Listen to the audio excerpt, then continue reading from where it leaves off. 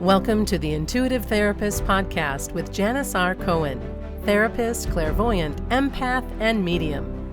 Listen in as she takes a no-nonsense deep dive into real human struggles and how to resolve them.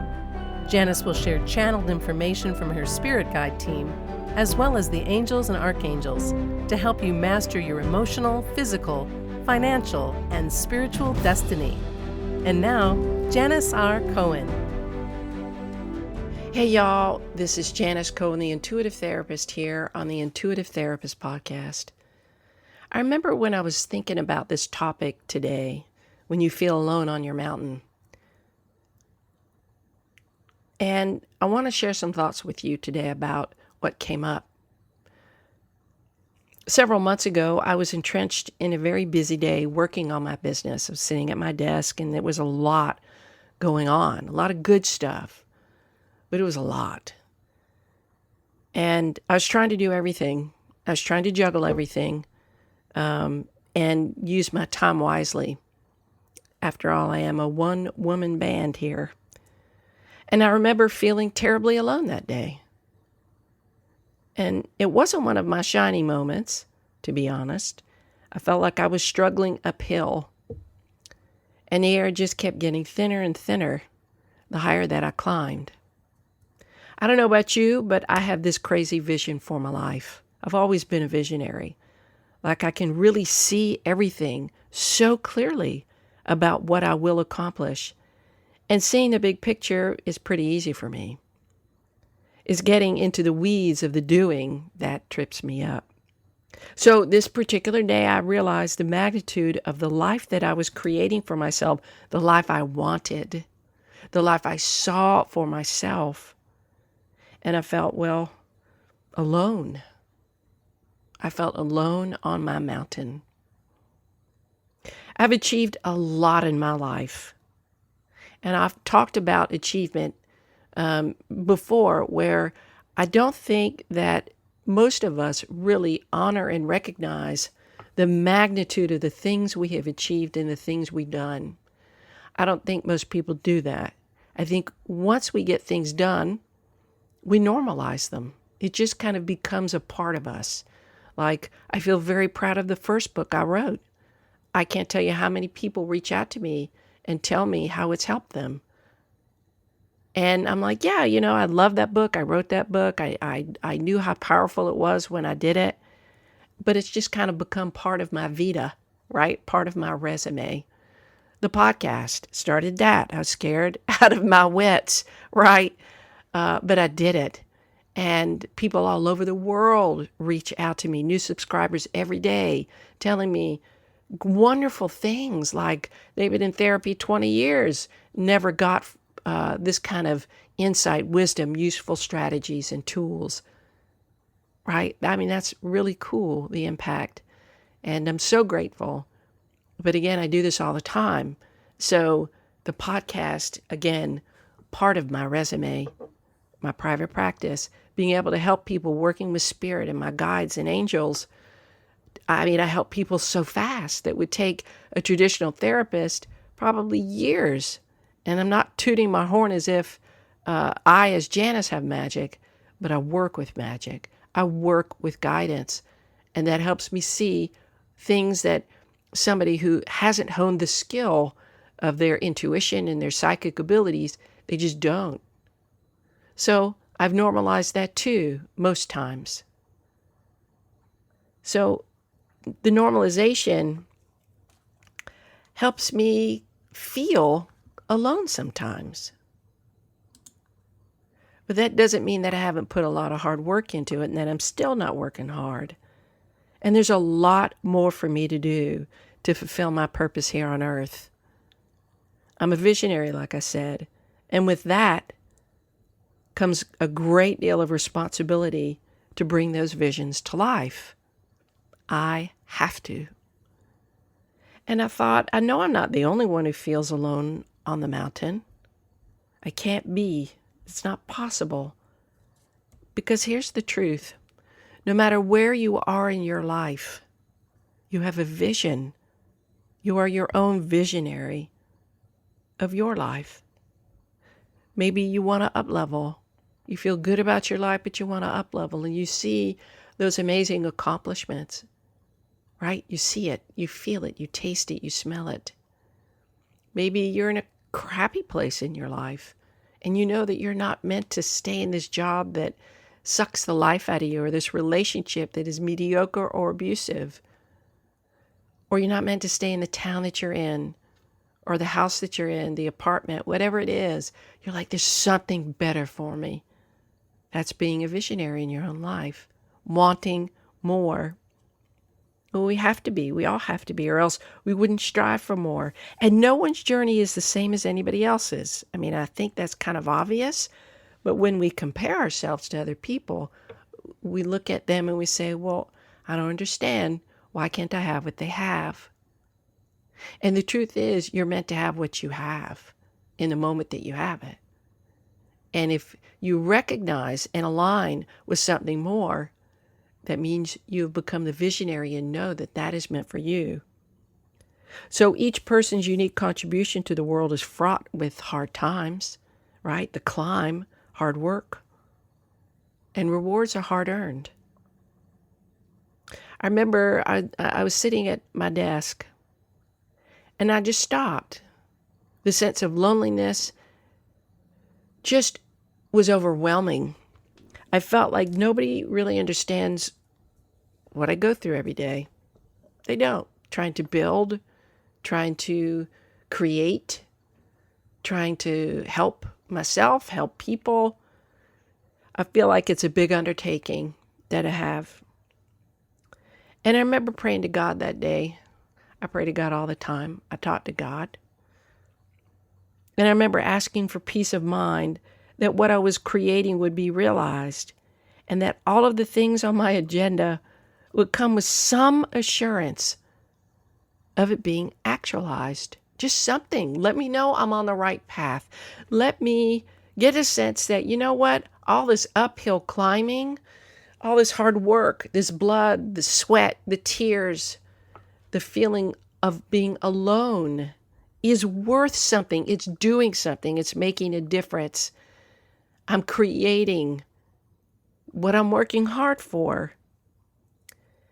And as God does, I heard a message after I sent up my plea. And here was the message I got back, because I just sat back after I prayed. I said, please let me know that what I'm doing is worth it. The sacrifice, the intention, the focus. This is what I heard back. Janis, you need to be patient right now.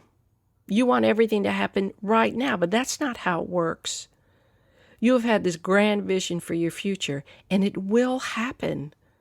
Just not on your timeline. We're working on your behalf. But you know, seeds need to be planted. There needs to be fertilization. They need to grow roots. And then they need to be fed on a daily basis.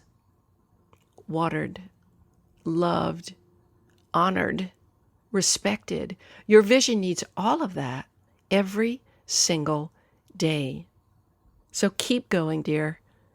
Keep walking, keep striving, keep working, and we will guide you to your next steps. Just take it day by day, moment by moment.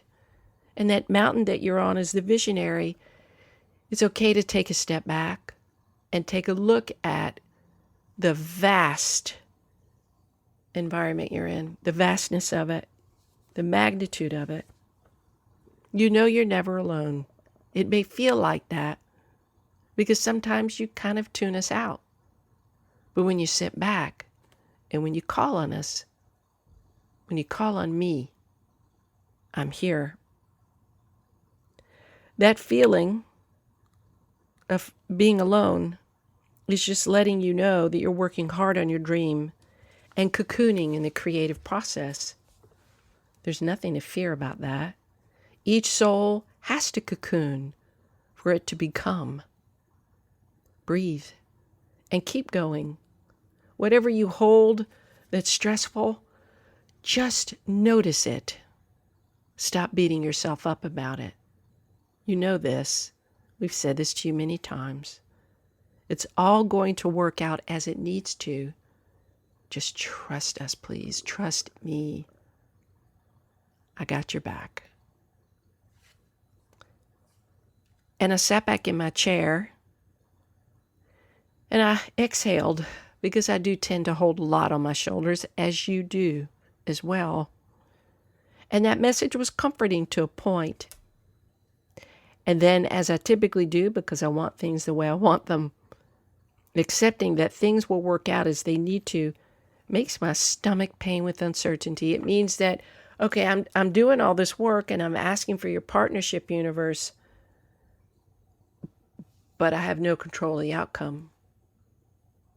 What do I do with that? How do I know that all of this investment is really going to pay off? I don't like uncertainty. I don't know about you, but I don't like it. But there's something that's deeply driving me to take a leap of faith with all this, all the new stuff that's happening. And when I take a leap of faith, I have to know that what is meant to happen will, even if I don't know what that is. And that the best gift I can give myself, which has been very, very hard to lean into, is to give myself the gift of just stop struggling with the uncertainty and just get back to breath, get back to myself, get back to being in my body, in this moment, present, taking one step at a time. I'm not a fan of uncertainty at all. But if I lean back into my faith that the universe really does have a plan, that the universe really does have my back, then no matter how steep the climb, and no matter how many steps I have to take, and no matter how many times I need to pivot to get to where I want to go, no matter how many times I have to stop and catch my breath because the altitude is getting higher and higher, I have to hold a firm grasp on the knowingness that trust in the universe is key. I don't believe I would have such a drive to achieve what I want to achieve if it wasn't meant to become. Yep, the air on top of the mountain is different. The air climbing up the mountain is different. And most people don't ever reach the top of their mountain because they stop mid-climb, because it feels too hard. It feels lonely. Feels like you are just lost in the mountains. But many people continue to climb, and they find a way to live a full and rich life when they finally get to the top. You hear the saying, and it may sound goofy, but life isn't about the destination. What's it about? The journey. I'm no different when I struggle with this, and neither are you. I get you. Whatever life you're trying to create, whatever mountain you are climbing, just look up. Stop the stepping. Pause. Look up. See the top of that mountain. You can climb it. You can reach your goals and destination. What interestingly that happens is that as you climb, the perspective of the top of the mountain changes. You start to get closer to it. It starts to shift in terms of what it looks like, how pointy the points are, how steep the top is, how much snow or sun leads your way. It changes as your vision changes. Being a visionary doesn't mean you hold the same vision forever. It means that you hold the same vision to a point and then it grows. It becomes. Other things need to happen to add to that vision. You can climb it. You can climb that mountain. You can reach your goals and destination. It's hard to not doubt yourself along the journey. It can take a long time to reach the pinnacle of your life, and that's okay. And I have to remind myself of that every day. Again, my vision is grand. So as I tell you these things, I am saying them to myself. Stay determined. Don't let life cut you off at the knees. Work hard every day on your tasks, but also work hard not to work so hard, right? Be in flow. Be in your body. Be here and now. Be in breath. Lean into the beingness of the path and the process, and that will keep you centered. You can still hold on to the vision, but you can't get far ahead. You can't be so in the future that you can't function in the present. Truth is, everything that needs to happen will. And the moments where you feel alone and lonely, like I do a lot, well, those moments will pass because you won't want to feel that for very long, I promise. You'll find that in the moments where you are feeling alone on your mountain, on your journey, you're actually in the company of the most glorious partner possible. Keep stepping. Keep climbing. Keep pausing and breathing. Keep looking up. And keep that dream alive. Your dream is never too big. You got this. I wish you a blessed day, a wonderful week. And as always, not only follow your dreams, but live intuitively. Thanks for listening to The Intuitive Therapist. If you like what you heard, the best compliment you can give us is to share this podcast with a friend. And be sure to give us some stars and a favorable review at Apple Podcasts or wherever you listen in.